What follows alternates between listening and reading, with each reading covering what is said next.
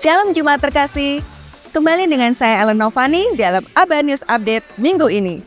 Nah, kami mau menyapa bagi Bapak, Ibu, Saudara-saudari yang baru pertama kali hadir. Selamat datang dan selamat bergabung dalam keluarga Allah. Welcome to Aba Love Ministry.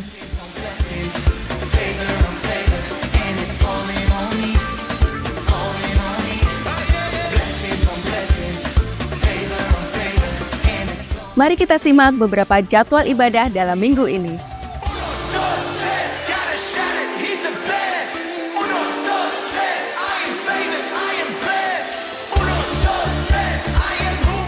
Akar memberikan pohon kekuatan, menjadikan kokoh untuk tegak berdiri.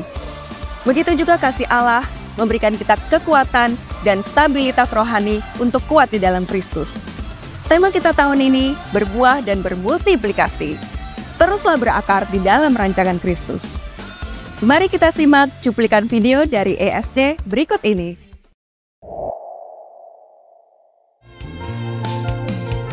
Ku telah dipilih menjadi laskarnya, mempersiapkan diri untuk dilatih, diperlengkapi dengan senjata Allah, selalu siap melaksanakan firman-Nya. Jadi prajurit Tuhan yang gagah perkasa, dipenuhi dengan Roh-Mu untuk kalahkan si jahat. Bersatu bersama-sama maju berperang, hancurkan benteng musuh, selamatkan generasiku.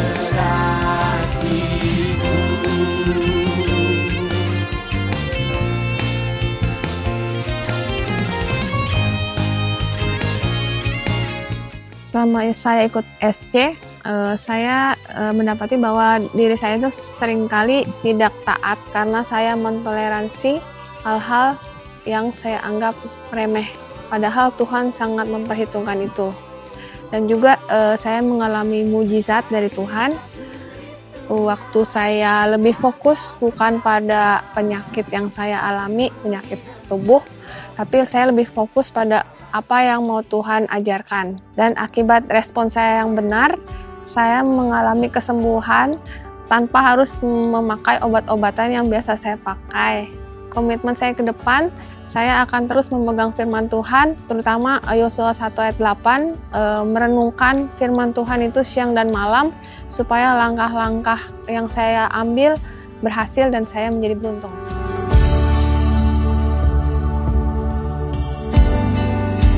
Kekuatan di jiwaku, ketenangan batinku, ada dalam hadirat-Mu, ku menyembah-Mu.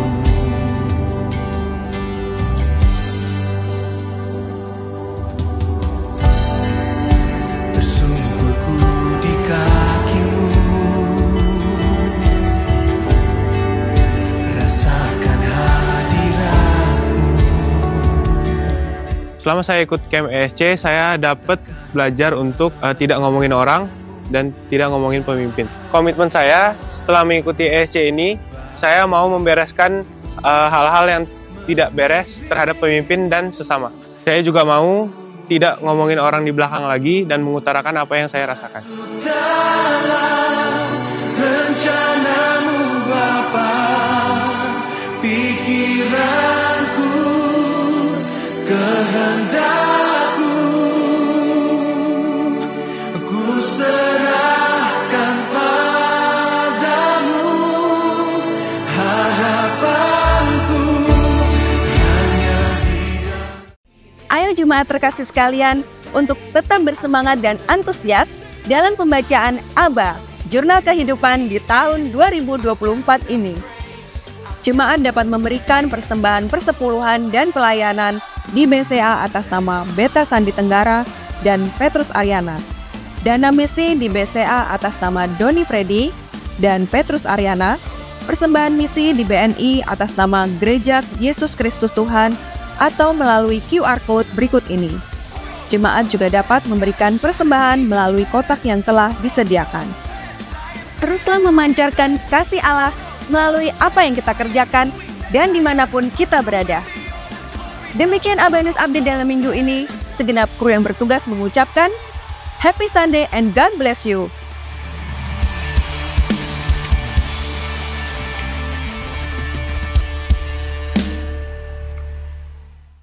Shalom untuk jemaat Abaloh Denpasar Bali.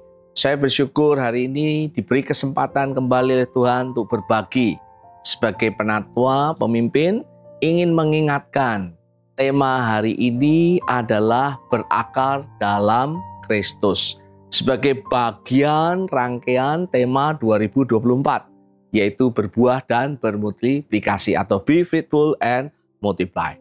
Ketika saya berbagi tentang berakar dalam Kristus, saya ingin mengingatkan, apapun yang kita lakukan semakin menguatkan tentang misi, visi, dan nilai-nilai dari jemaat Abaloh secara keseluruhannya.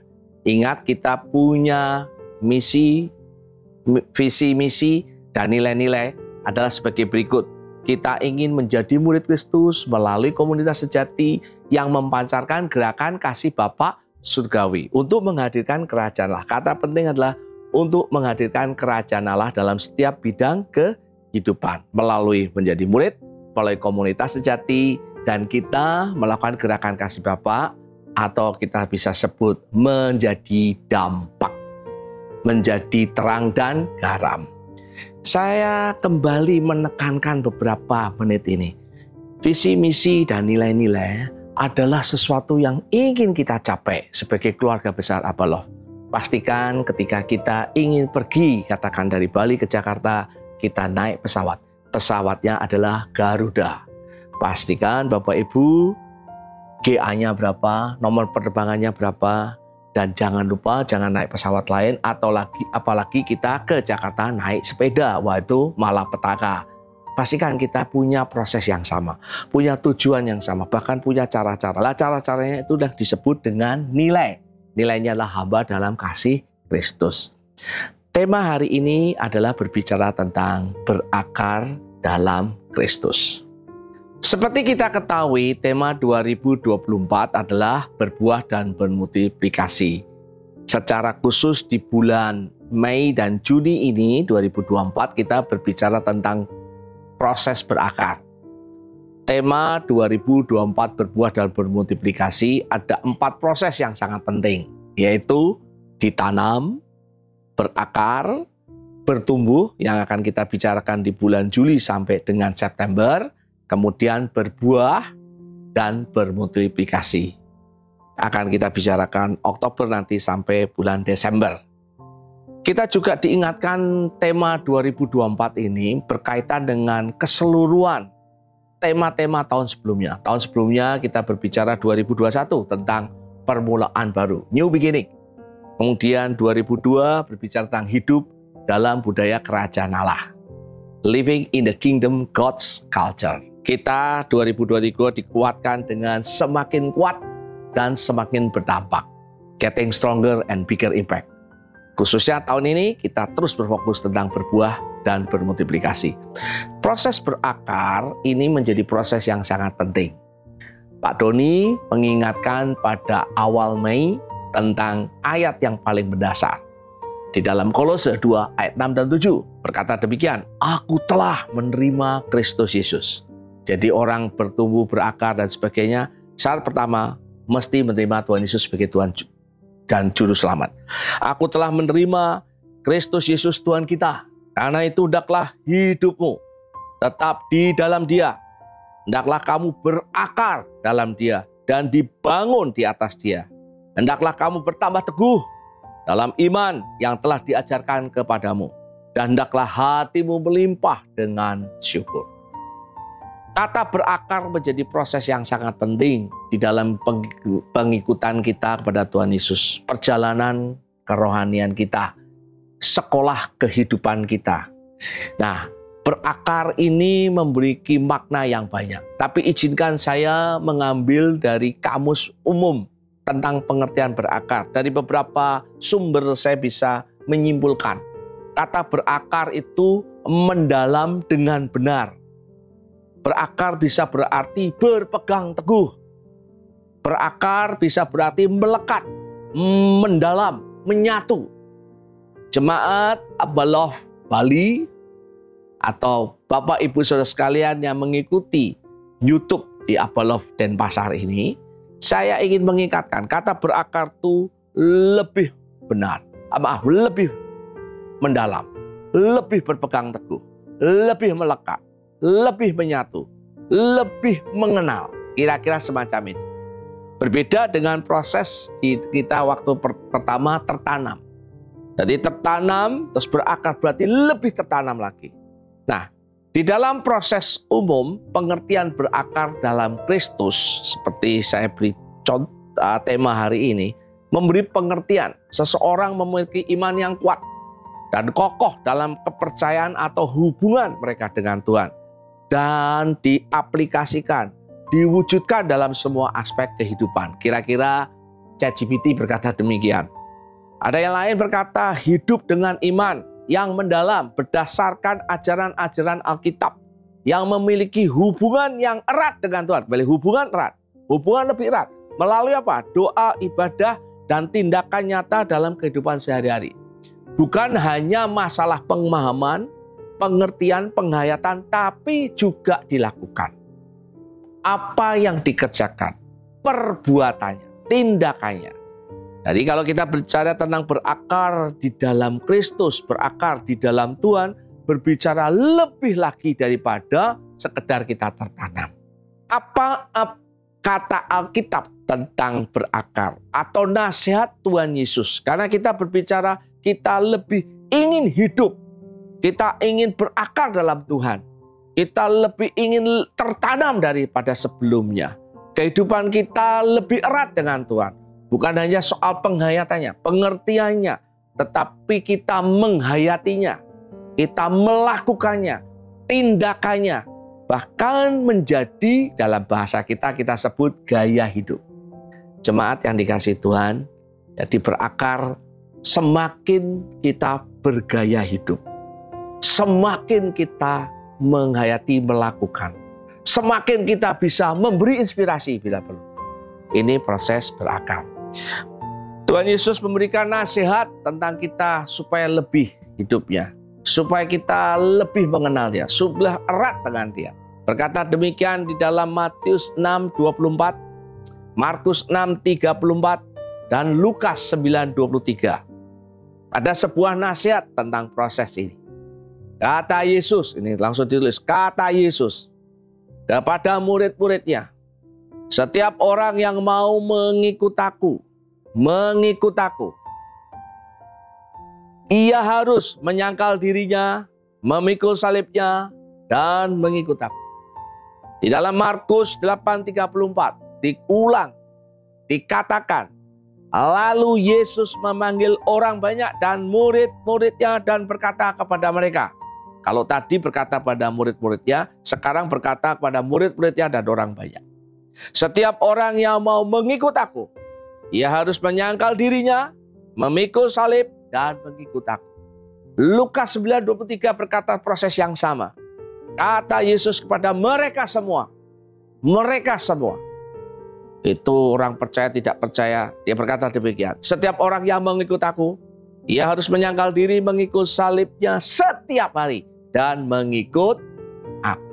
Izinkan saya mengulang sedikit lagi tentang perkataan Yesus di dalam 3 kitab Injil.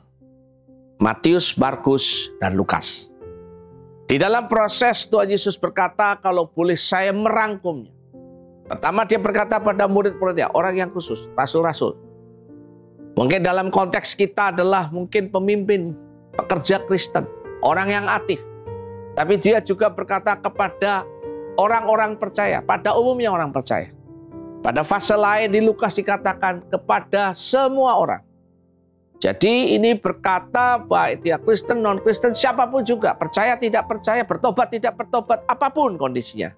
Tuhan Yesus memberikan nasihat. Kalau seseorang ingin mengikuti Yesus, seseorang ingin lebih mendalam dengan Yesus, lebih erat, lebih dia menyatakan kehidupan Yesus dalam hidupnya, mempunyai gaya hidup Kristus, Christ-likeness, serupa dengan Kristus yang sehari-hari ini di Jemaat Apolos sering kita bicarakan.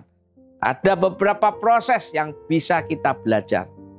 Dikatakan sebelum engkau, atau dikatakan mengikut aku, ada 3 proses yang kita bisa lihat. Pertama, menyangkal diri, memikul salib, baru dikatakan mengikut aku. Menarik ya, menyangkal diri, mengikul salib, dan mengikut aku. Itu disebut proses mengikut. Kalau boleh saya bisa belajar, kalau boleh saya ingin melihat, kalau boleh saya ingin berbagi. Kalau saudara ingin mengikut Yesus, ada proses yang penting yang kita mesti lalui. Yang pertama adalah menyangkal diri, dan memikul salib. Kita akan belajar dalam pengertian menyangkal diri ini dan memikul salib. Saya coba mencari apa sih pengertiannya menyangkal diri. Menyangkal diri itu sebuah tindakan menyampingkan dirinya, menolak keinginannya, kepentingannya, atau kebutuhan pribadi demi tujuan yang lebih besar. Kepentingan yang lebih besar, yang dianggap penting, atau yang dinilai penting, yang dia yakini. Ini melibatkan pengendalian diri, pengorbanan secara fisik, emosi, materi, dan ini meliputi semua aspek kehidupan. Menyangkal diri itu artinya menyampingkan kepentingan diri sendiri. Kalau saya boleh membuat kata sederhana, menyangkal diri adalah menyangkal egonya.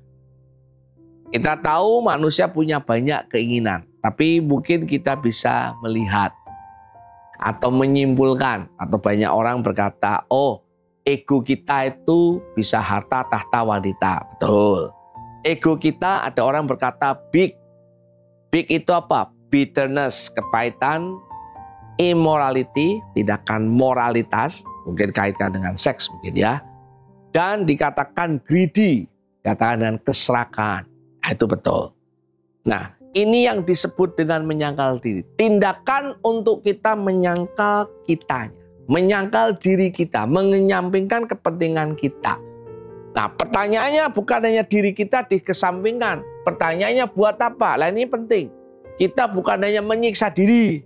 Kita bukan sekedar menyangkal diri. Bukan. Supaya apa? Supaya kita berfokus kepada Kristus. Diri kita kesampingan supaya kehidupan Kristus nyata dalam hidup kita. Itu yang disebut penyangkalan diri dalam kekristenan.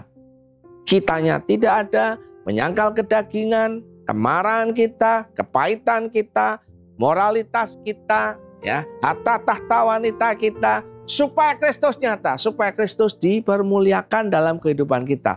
Orang melihat akan berbeda. Saya masih ingat ketika saya belajar menyangkal diri di keluarga saya. Dulu saya biasanya berbantah-bantah. Sebelum bertobat, saya orangnya suka berbantah.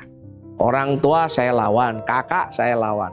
Ketika saya belajar menyangkal diri, ketika mereka mulai, katakan maaf, memarahi saya, bahkan mereka mulai menyalah mengertikan saya diam. Ya, tidak berbantah. Ketika saya dulu punya grup saya ini bukan grup yang jahat, ya. Cuma kadang-kadang ada kejahatan yang kami lakukan. Bisa judi, ya, bisa kepelacuran, ya. Tapi saya bukan orang yang terlalu terikat, ya, sedikit-sedikit lah.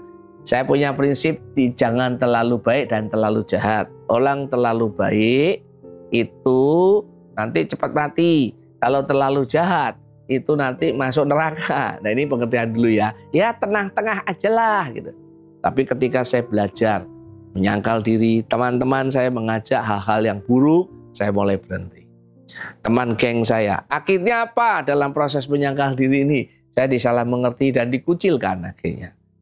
Ketika kita belajar menyangkal diri tentang ketika kita melayani apa. Saya masih ingat ketika saya harus memilih menyangkal diri. Saya mesti belajar. Waktu tobat itu kan suka nyontek ya. Jadi saya mesti belajar lebih banyak. Dan ketika waktu saya belajar berbenturan dengan waktu pelayanan. Kadang-kadang saya mesti belajar mengulangi waktu belajar kuliah, waktu khususnya di kuliah, lebih memberikan waktu pelayanan. Itu saya menyangkal diri. Ketika saya punya cita-cita, cita-citanya ingin menjadi katakan profesional di bidang komputer. Ketika ada tawaran, ketika ada apalagi posisi yang lebih baik. Pada waktu itu di dalam pelayanan, ingat, waktu saya menjadi full time, itu tidak disuruh atau dinubuati, tidak. Saya cuma melihat ada kebutuhan. Saya profesional, saya ahli di sistem, pas kebetulan di Abaloh membutuhkan itu. Kemudian saya belajar menyangkal diri, menyerahkan cita-cita saya, profesi saya kepada Tuhan. Dan aku menyerahkan diri, menyangkal diri. Menyangkal diri apalagi ketika di dalam rumah tangga, ya. Ketika terjadi pertempuran dengan istri, amin. Kelihatannya kita benar, kelihatannya istri kita salah, ya. Pada waktu pertempuran makin memuncak, percekcokan makin memuncak, kita berhenti. Itu artinya apa, Pak Ferdinand? Menyangkal diri. Pak Ferdinand senyum-senyum, ya. Ketika sama anak, ya, anak saya remaja, itu kan penuh dengan kejengkelan kita, ya. Tapi ke dalam proses itu menyangkal diri, kita coba berhenti. Menyangkal diri banyak prosesnya. Saya berharap kita bisa menangkap idenya, coba mematikan ego kita, egois kita. Kita tahu bahwa kita mungkin benar, apalagi salah. Saya masih ingat satu teman dituduh mencuri oleh perusahaannya. Kalau dituduh mencuri saja ya tidak masalah. Ya enggak, bahasa Jawanya tidak ada yang kalong itu yang rugilah. Yang kita kehilangan. Tapi ketika dituduh mencuri, tidak mencuri, perusahaan mengatakan loh ya, dia harus mengganti, itu masalah. Menggantinya uang yang besar. Kalau saudara masih ingat adalah almarhum Hadi Merjubono. Dituduh bosnya korupsi, padahal korupsi. Dia membayar utang. Saya masih ingat cerita mereka dulu dengan almarhum Salih, keduanya sudah almarhum. Mereka harus mengirit makanan. Biasa makan ayam, katanya mungkin seminggu 3 kali atau sehari sekali. Hari ini mereka mesti memotong cara makan ayamnya. Ada 2 proses. Size-nya lebih kecil atau tetap size-nya sama, harinya berkurang. Menyangkal diri. Yang lebih mengerikan bukan suruh bayar, nama baiknya. Apakah proses ini adalah proses yang menyenangkan? Tentu tidak. Menyangkal diri itu gampang. Kita yang rugi. Banyak orang menjadi orang Kristen tidak mau rugi. Mereka justru merasa dirugikan atau saya sebut play victim. Saya ini korban. Orang lain yang salah. Yang salah istri anak saya, suami saya, mertua saya yang salah. Yang salah PKS saya. Yang salah pemurid saya, penatua saya. Yang salah teman bisnis saya, teman kuliah saya, teman kerja saya. Yang salah tetangga saya. Lama-lama semua salah dan Tuhan pun ikut salah. Itu play victim. Dalam hidupmu ada play victim. Ketika ada kejadian tertentu, jangan-jangan kita disuruh menyangkal diri. Jangan-jangan kita disuruh berdiam diri. Bahkan menerima. Tuhan Yesus tuh tidak salah loh Bapak Ibu. Bahkan diberi kesempatan untuk apa? Membela diri di depan orang-orang Farisi, pemimpin agama, di depan Herodes, di depan Pontius Pilatus. Dia tidak membela diri. Dikatakan dia diam. Play victim ketika saudara membantah. Pikirkan baik-baik apakah saudara play victim. Ketika ada satu kejadian terjadi dalam hidup kita, apa yang kau pikirkan? Saya dulu merasa dikucilkan dari keluarga yang mampu. Karena waktu ayah saya meninggal, itu Karena situasi keluarga melihat harta ya, yang kaya dihormati. Ya enggak salah kalau value-nya begitu. Tapi saya merasa jengkel dan saya merasa korban. Akibatnya apa? Kalau saya lihat orang-orang yang mampu, yang kaya, berposisi, saya itu agak sengit, tidak sadar. Saya play victim. Tapi bersyukur Tuhan menyembuhkan. Saya masih ingat cara Tuhan menyembuhkan pertama kali play victim saya. Merasa korban. Saya disuruh mendoakan tante saya yang menurut saya yang sering, menurut saya menghina keluarga kami.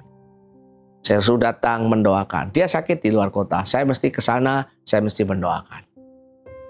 Dan puji Tuhan, saya menaat. Apakah langsung sembuh? Tidak. Prosesnya panjang. Sampai satu saat saya ditolong dengan orang-orang yang dalam arti dia mampu secara finansial kaya. Mereka hidupnya menjadi berkat dan saya disembuhkan. Ada banyak cerita dalam hidup saya menjadi play victim. Itu kata ganti atau lawan katanya. Namanya tidak menyangkal diri. Menyangkal diri mematikan ego. Tidak play victim.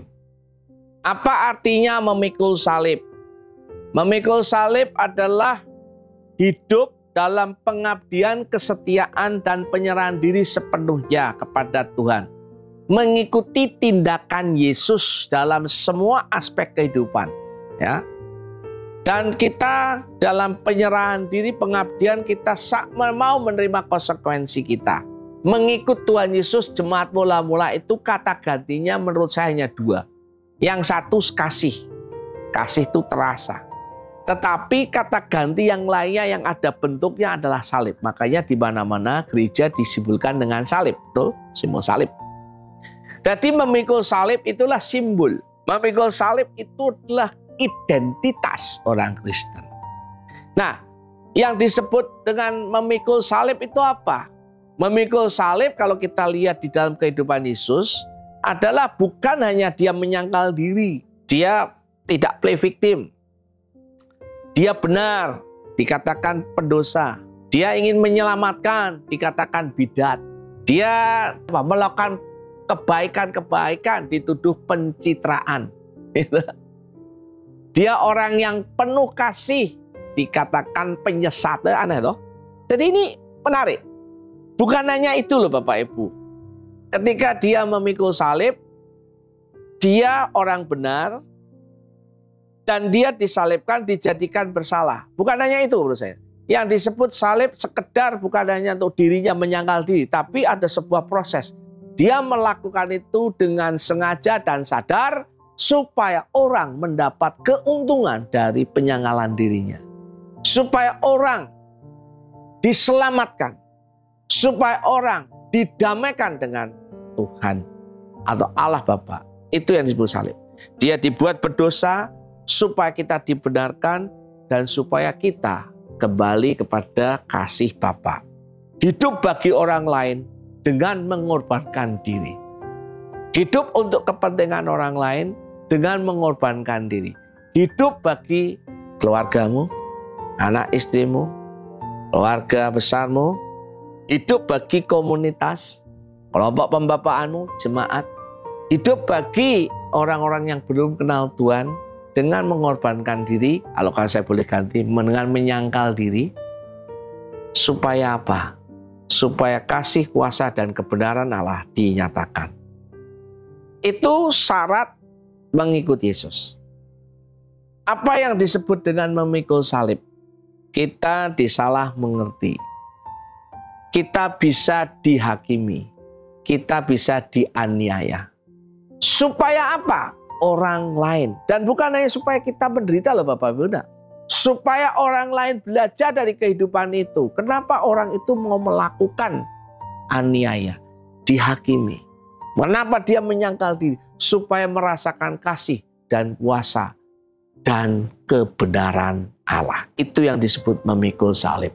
Saya masih ingat ketika saya belajar untuk mengenal Tuhan. Memikul salib di zaman saya adalah, ya minta maaf ya, zaman itu tahun 80-an. Adalah nggak nonton biskup.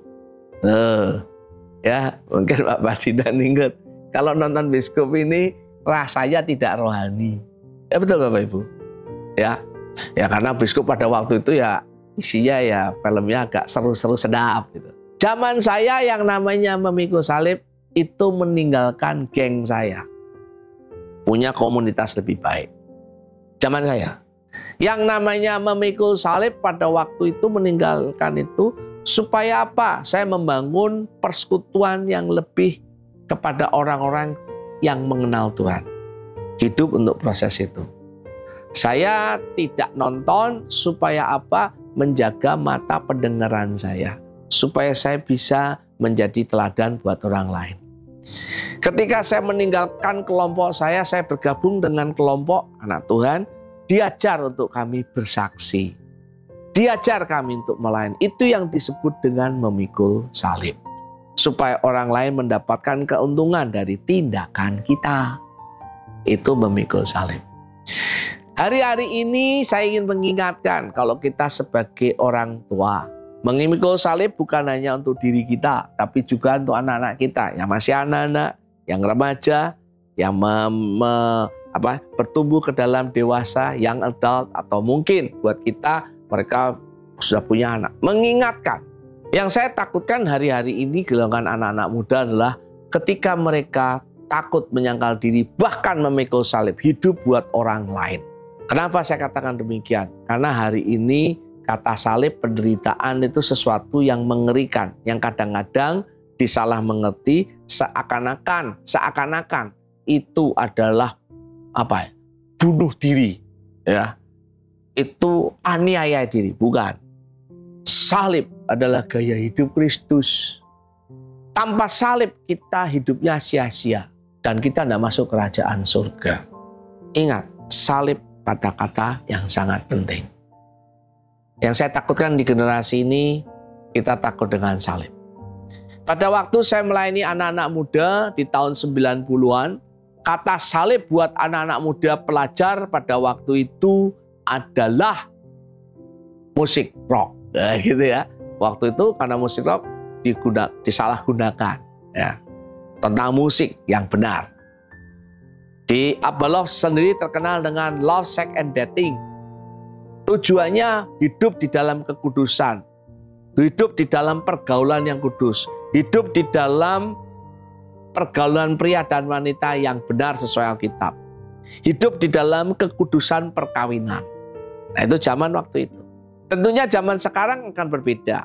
Mari jemaat Tuhan, baik engkau yang mungkin anak-anak, yang mesti orang tua membantu, SD, TK, yang SMP, SMA, punya komunitas, pikirkan yang namanya salib.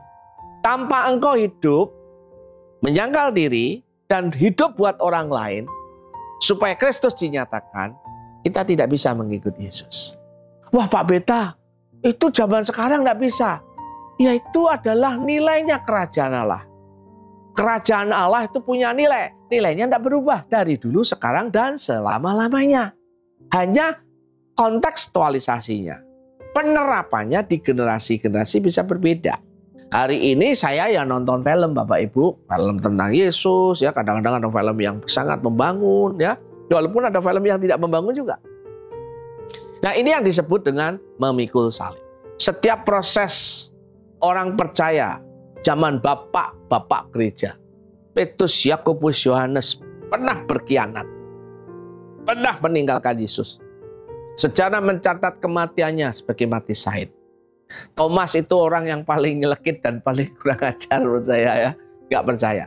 Mati di India dengan tubuhnya katanya ditentangkan dengan kuda 5 bagian. Semua tubuhnya terpisah, kaki, tangan, kepalanya terpisah.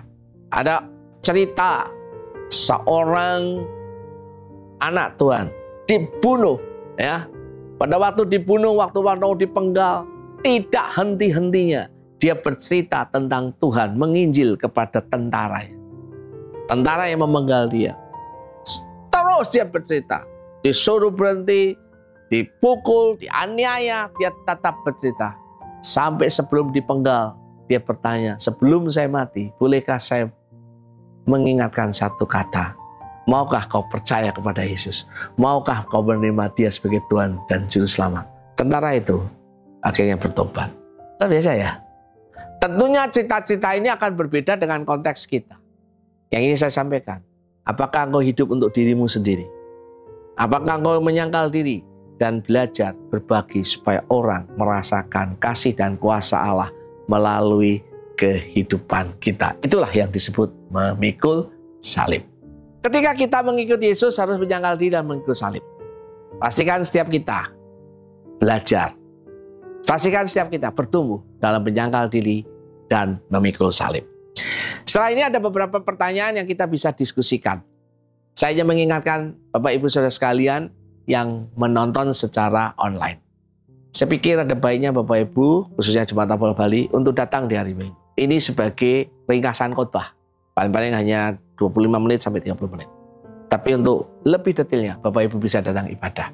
Saya ingin menutup dalam doa. Mari kita berdoa bersama-sama. Tuhan Yesus, terima kasih kalau hari ini kami belajar tentang berakar dengan menyangkal diri dan memikul salib. Tuhan ajar kami bukan hanya mengerti, tapi bukan hanya menghayati, tapi melakukan, menyatakan dalam setiap kehidupan kami. Dalam kehidupan seluruhnya, perkataan, tingkah laku, tindakan kami, gaya hidup kami. Diberkati jemaat-Mu hari ini. Kiranya berkat dari Allah Bapa, Putra, dan Roh Kudus menyertai setiap kami. Berkat secara rohani. Haus dan lapar akan firman Allah. Berkat secara jiwani. Damai sejahtera, sukacita, ketenangan, kebahagiaan. Berkat secara jasmani, kesehatan, dan keuangan melimpah dalam hidupmu.